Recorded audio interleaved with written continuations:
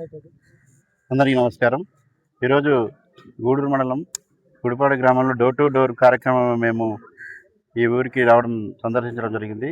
ఈ యొక్క కార్యక్రమంలో భాగంగా ప్రతి ఇంటికి వెళ్ళి వారి యొక్క సమస్యలను తెలుసుకొని, అలాగే వారు అందుకున్నటువంటి లబ్ధి కానీ, అలాగే అభివృద్ధి కానీ వాళ్ళ ద్వారా తెలుసుకొని, వాళ్ళకి జరిగిన ఏదైనా సంక్షేమం కానీ ప్రతి ఒక్కరిని అడగడం జరిగింది. కాబట్టి చాలామంది సంతోషం వెలిబుచ్చారు. తల్లికి వందనం కూడా చాలామంది, ఎంతమంది పిల్లలు ఉంటే అంతమందికి కూడా డబ్బులు ఉన్నాయని, అలాగే అన్నదాత సుఖీబాబు అయితేనేమి, ఇంకా గ్యాస్ డబ్బులు అయితేనేమి, ఇంకా బస్సు పథకం మీద ప్రతి ఒక్కరు మహిళలు కూడా ఎక్కడం జరుగుతుంది. కాబట్టి చాలామంది కూడా హర్షం వ్యక్తం చేస్తున్నారు, ప్రభుత్వం బాగా పనిచేస్తుందని.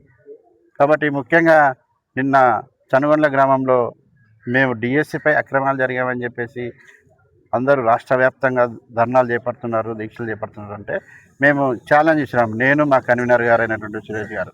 ఎవరైనా కానీ మీకు సందేహాలుంటే మేము ఈరోజు ఈ గుడిపాడు గ్రామంలో ఉంటాము, ఎవరైనా వస్తే రావచ్చని చెప్పాము. కానీ ఇంతవరకు మేము మార్నింగ్ నుంచి ఇక్కడే వెయిట్ చేస్తున్నాము, ఎవరు కూడా రాలేదు. కాబట్టి ఎక్కడ కూడా అక్రమాలు జరగలేదు. జరిగితే ఏదైనా కానీ కనీసం చిన్న లీక్ అయినా బయటకు వస్తుంది. ఇది చాలా హై ఎక్విప్మెంట్స్తో జరిగిన ఎగ్జామ్స్ ఇవి. జేఈఈ, ఐఐటి ఇలాంటి ఎగ్జామ్స్ జరిగే, అంటే ఇంటర్నెట్ ద్వారా జరిగే ఎగ్జామ్స్ ఎక్కడ లీక్ కాలేదు.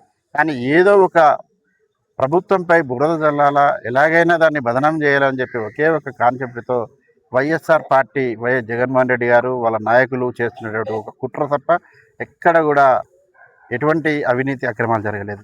కాబట్టి ప్రతి ఒక్కరూ ఇది విశ్వసించాలా. మా ప్రభుత్వం వచ్చిన అతి తక్కువ కాలంలోనే 16,000 పోస్టులను వేసి డిఎస్సిని రిక్రూట్మెంట్ చేసి 16,000 మంది టీచర్లను రిక్రూట్మెంట్ చేసింది మా ప్రభుత్వం. కాబట్టి మీరు 2019 నుంచి 24 వరకు ఏం చేశారు? ప్రతి సంవత్సరం జాబ్ క్యాలెండర్ ఇస్తామని చెప్పేసి ఎంత రానా దగా చేశారంటే వైఎస్ జగన్మోహన్ రెడ్డి గారు. మీరు జాబ్ క్యాలెండర్ ఒక్కటి కూడా డిఎస్సి వేయలేదు. కానీ దానికి మేము వచ్చిన కాలంలోనే డిఎస్సి వేస్తే ఇలాంటి 240 పిటిషన్లు వేసి డిఎస్సిని ఆపాలని ప్రయత్నించారు. కానీ ఎక్కడ కూడా మీ యొక్క ఆటలు సాగలేదు.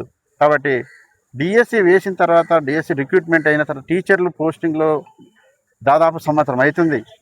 అయినా కూడా మీరు ఇంకా వదలకుండా ఖచ్చితంగా ఈ యొక్క మళ్ళీ పిల్లు వేసి హైకోర్టులో దాన్ని కూడా రిజెక్ట్ అయిపోయింది. కాబట్టి మీకు ఎంతైనా హైకోర్టు, ప్రజలే కాదు హైకోర్టు కూడా బుద్ధి చెప్తుంటే మీకు సిగ్గు రావడం లేదు. ప్రజలు దాదాపుగా 11 సీట్లను మీకు తగ్గించిస్తే ఇప్పుడు కూడా ఇంకా మీకు సిగ్గు రాకుండా ఈ వైఎస్ జగన్మోహన్ రెడ్డి, మీ పార్టీ నాయకులు ప్రతి ఒక్కరూ ఇలాంటి దోపిడీలు, దౌర్జన్యాలతో మీరు బతుకుతున్నారు తప్ప ఎక్కడ కూడా ప్రభుత్వం ఇంతైనా అభివృద్ధి చేస్తుంది, సంక్షేమం చేస్తుంది.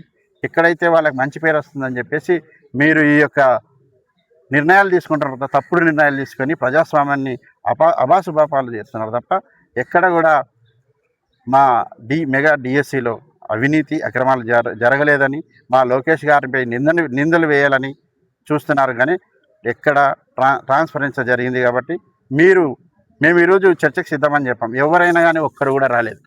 మేము రాత్రి నుంచి, అంటే అది జిల్లా అధికారులని ప్రతి ఒక్కరి వాళ్ళ దగ్గర సమాచారం సేకరించుకొని, మా దగ్గర ల్యాప్టాప్ కూడా ఉంది. మీరు ఎవరైనా కానీ ఇప్పటికే కానీ ఇంకా కొద్దిసేపైనా ఉంటాం టైం, ల్యాప్టాప్ ద్వారా సచివాలయం సెక్రటరియట్ నుంచి జిల్లా అధికారులు, ఐఏఎస్ ఆఫీసర్ల కాడ నుంచి మేము లింకు తీసుకొని ఎవరికైతే మీ హాల్ టికెట్ నెంబర్ తీసుకొచ్చినారంటే మా దగ్గరికి ఇమ్మీడియట్గా మేము చూపిస్తాం.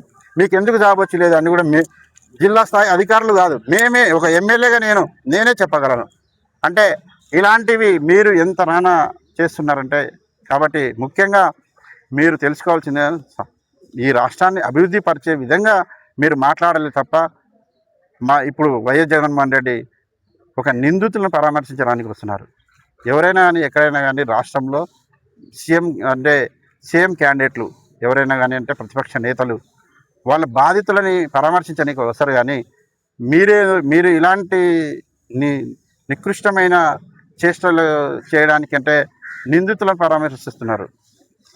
కాబట్టి బాధితులు పరామర్శించేది పోయి నిందితులు పరామర్శించడం ఎంతైనా సమంజసమని, మా జిల్లాకు వచ్చి మీ జిల్లాలో ఉన్నటువంటి పులివెందుల మాదిరి మా జిల్లాను చేయాలని చెప్పేసి మళ్ళీ వస్తున్నారు. మీరు ఒక నిందితులని పరామర్శించడం ఎంతవరకు సమంజసము?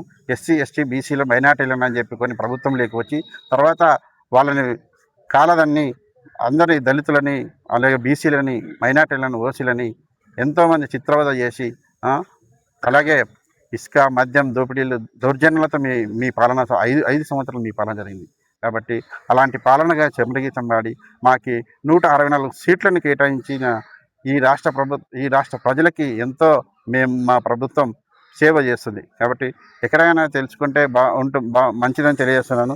డిఎస్సిలో ట్రాన్స్పరెన్సీగా జరిగింది. అంటే మేము చాలా డేటా సేకరించుకున్నాము. ఫిజికల్ హ్యాండిక్యాప్డ్ కోటా ఉంటుంది, స్పోర్ట్స్ కోటా ఉంటుంది, ఎక్స్ సర్వీస్ మెన్ కోటా ఉంటుంది, ఉమెన్ కోటా ఉంటుంది, అలా హారిజెంటల్ కోటా ఉంటుంది. ఇలా ఎన్నో ఇలాంటి రిజర్వేషన్లు ఎస్సీ, ఎస్టీ ఇలా రిజర్వేషన్ కూడా ఉంటుంది, బీసీ రిజర్వేషన్లు. వీటన్నిటికీ తెలుసుకోకుండా అన్యాయంగా ఈ యొక్క నిందలు వేయడం సమంజసం కాదని తెలియజేస్తున్నాను. ఇంకా ఇప్పటికైనా ఎవరైనా కానీ వస్తే ఇక్కడే ఉంటాము, రావచ్చు, మా జిల్లా వైడ్గా రావచ్చు, లేదంటే మా కాన్స్టిట్యున్సీ వాళ్ళు ఎవరైనా వస్తే కూడా మా ఇంటికి వచ్చినా కూడా మీకు సమాధానం చెప్పడానికి సిద్ధమని తెలియజేస్తున్నాను. నమస్కారం.